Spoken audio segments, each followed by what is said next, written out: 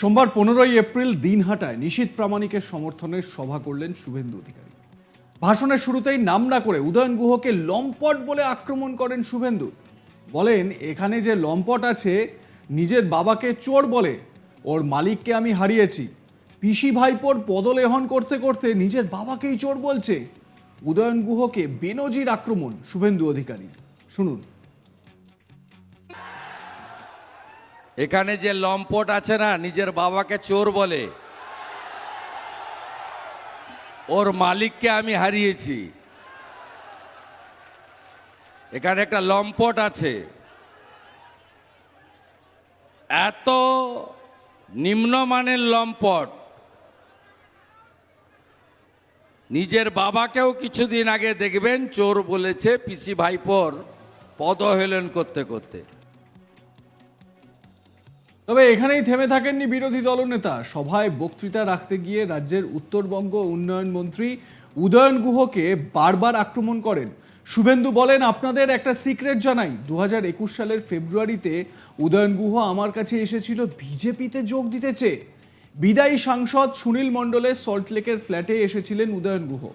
এরপরই শুভেন্দু জানান, আপনাদের বলে দিয়ে যাচ্ছি, উদয়ন গুহ ও বিশু এই দুজনের জন্য বিজেপিতে ঢোকার দরজা চিরকালের জন্য বন্ধ থাকবে।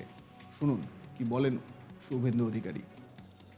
আপনারা শুনে রাখুন লাস্ট একটা কথা, 21 সালে ভোটের আগে এই উদয়ন গুহ আমার হাত ধরেছিল বিজেপিতে যোগদান করবে বলে। কোথায় বলে দিচ্ছি, 2021 ফেব্রুয়ারি মাস, বিদায়ী সাংসদ সুনীল মণ্ডলের সল্টলেকের সরকারি ফ্ল্যাটে বলে দিয়ে গেলাম, অস্বীকার করতে পারেন করুন, আমি কথা দিয়ে গেলাম উদয়ন গুহ আর বিশু এ দুজনের জন্য বিজেপির দরজা চিরদিনের জন্য বন্ধ থাকবে, চিরদিনের জন্য বন্ধ থাকবে। চুক্তি পাকা, নিশীথ প্রামাণিক আবার জিতছে, লক্ষাধিক ভোটে জেতাবেন তো, জেতাবেন তো। এদিনের সভা থেকে শুভেন্দু উদয়ন গুহকে চ্যালেঞ্জ ছুড়ে দেন। শুভেন্দু বলেন, কয়েকদিন আগে উদয়ন গুহ বলেছেন তাকে নাকি বেঁধে রাখবেন। শুভেন্দু বলেন, কোথায় যেতে হবে বলুন, সিকিউরিটি ছাড়াই যাব, দেখি আমাকে বেঁধে রাখতে পারেন কিনা। শুনুন। এখানকার উদয়ন গুহ কোথায়? আপনি, আপনার লেকচার আমি শুনেছি, আপনি বলেছেন না বিরোধী দলনেতার দিনহাটায় এলে নাকি বেঁধে রাখবেন। কোথায় যেতে হবে বলুন। আপনি যদি কমল গুহবাবুর সুপুত্র হয়ে থাকেন, দড়িটা আনুন, আমি যাচ্ছি, সিকিউরিটি ছাড়াই যাচ্ছি। এইসব কাগজে ব্যাগদের সোজা করতে বেশি দিন লাগে না। একটার নাম কেষ্ট মণ্ডল, ভোট এলেই টিভিতে বলতো চড়াম চড়াম ঢাকের আওয়াজ, গুড় বাতাসা। কেষ্ট কোথায়? তোমার দেখা নাই রে, তোমার দেখা নাই। কেষ্ট তিহারে 30 ডিসেম্বর 2023 আমি বসিরহাটে সভা করেছিলাম। বলে, শাহজাহান তোমার টাইম হয়ে এসছে।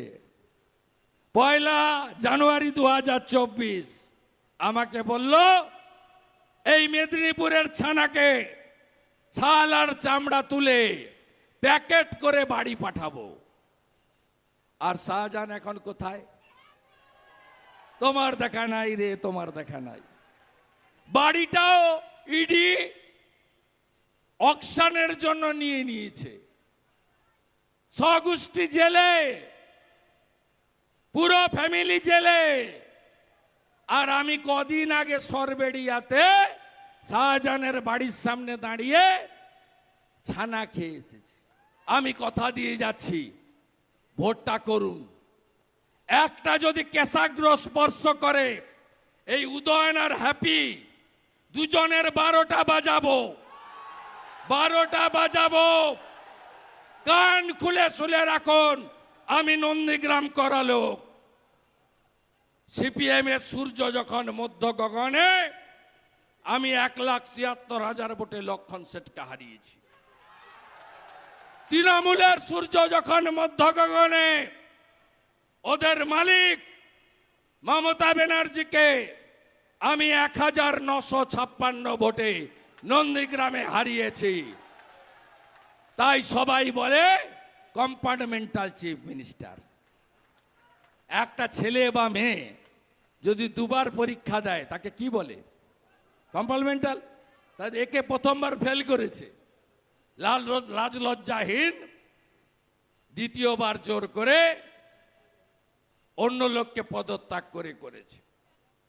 যত জেল খেটেছেন, যত মিথ্যা মামলা দিয়েছে, বিজেপি সরকার আসছে, বেশি দিন লাগবে না।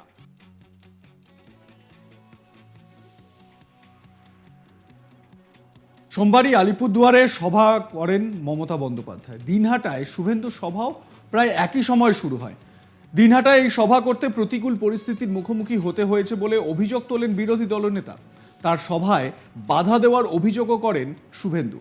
বলেন, দিনহাটায় সভা করতে বারবার বাধা দিয়েছে মমতার পুলিশ। ইলেকশন কমিশনের হস্তক্ষেপে আজ এখানে সভা করতে পারছি। আমাকে 30 কিলোমিটার ঘুরিয়ে আনা হয়েছে। কারণ জানতে চাওয়ায় বলা হলো ওখানে নাকি হীরক রানী এসেছেন। শুনুন।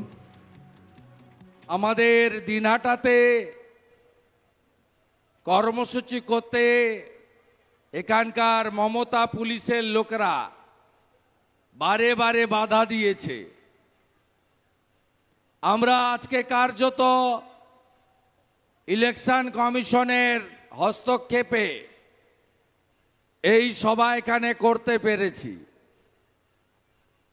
তাও আমাকে 30 কিলোমিটার ঘুরিয়ে আনা হয়েছে।